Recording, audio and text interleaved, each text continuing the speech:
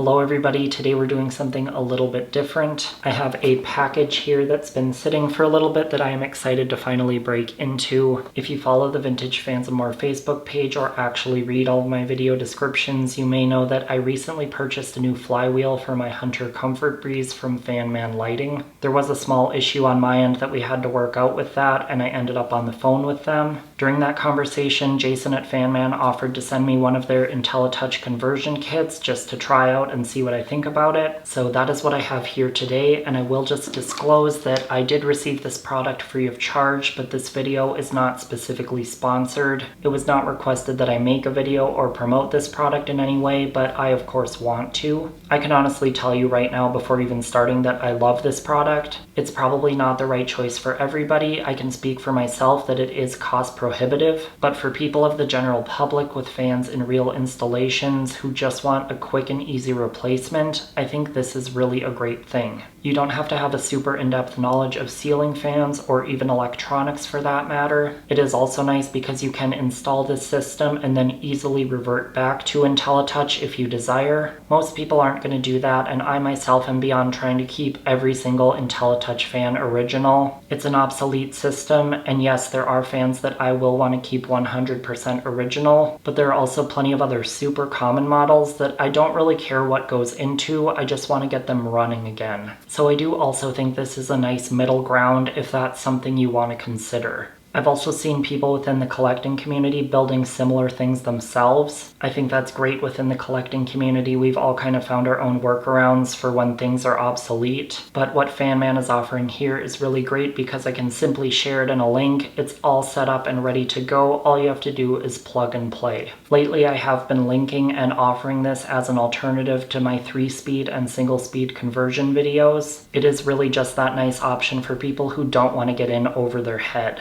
So I'm going to go ahead and dive in. I'll tell you about all the options and then I'll show you how to install it. Here is what comes in the box. You get instructions, of course. They threw in a pen here. There is their information. I will also put it down in the description below. And then here we'll have the actual kit.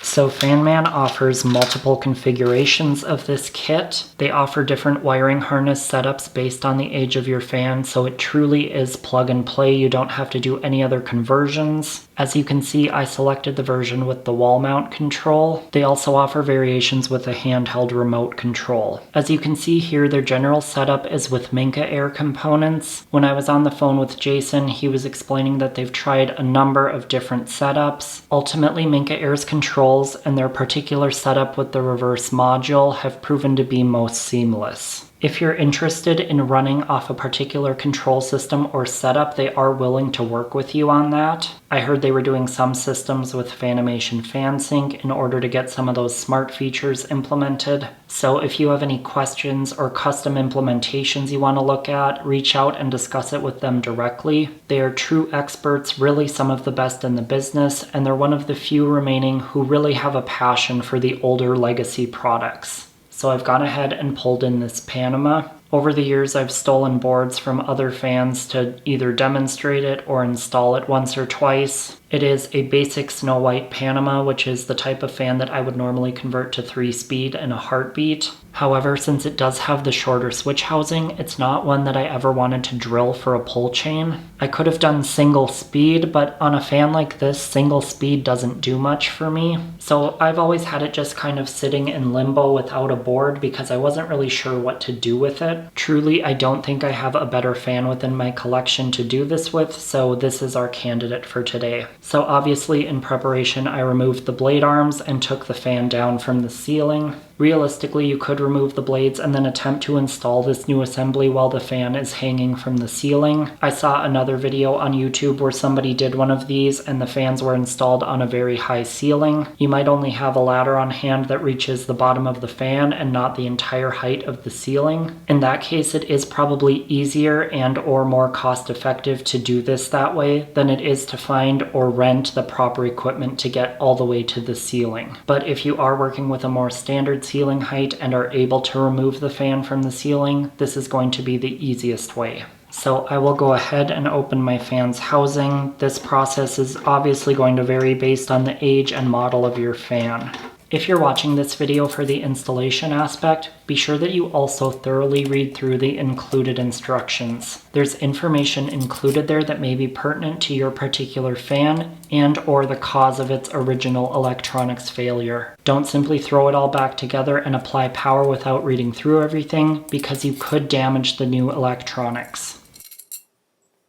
I am also going to remove the side band because I'm going to need access to the side of the motor. As I mentioned, this fan has been without a board essentially since I found it. Likely most of you watching this video are going to know exactly what that setup looks like, but for anybody else, I'm going to go ahead and pop a board back in here so that I can show you the process from start to finish. I have an original Inteli board reinstalled, and at this point my example fan may look different from somebody else's. There are a number of different setups that you'll find inside, but in pretty much any case you're going to be looking for 2 screws on either side of the bracket. This bracket can be either aluminum or plastic based on the age of your fan, and you're also looking at 2 connections going into the board. So go ahead and loosen your 2 screws on either side of the bracket. This will allow you to slide the board away from the motor.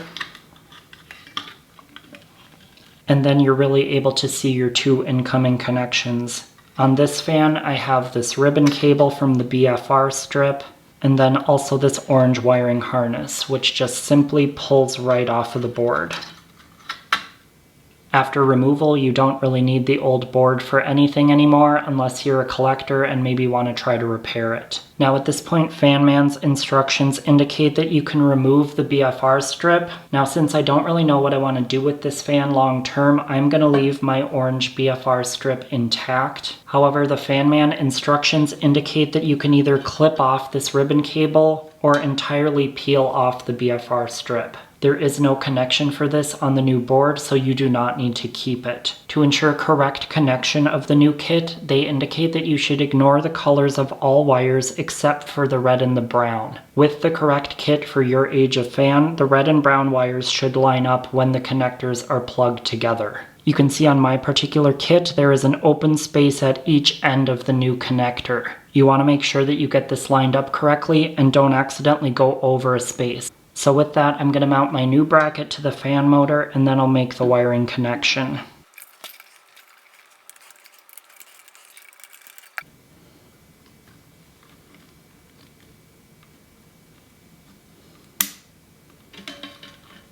So just like that, I am done inside and I can put this housing back together. Depending on the age of your fan and the kit that you've selected based on that, you may need to go into the switch housing and do additional connections if you have a light kit. But this fan does not require that, so I'm going to go ahead and put it back together.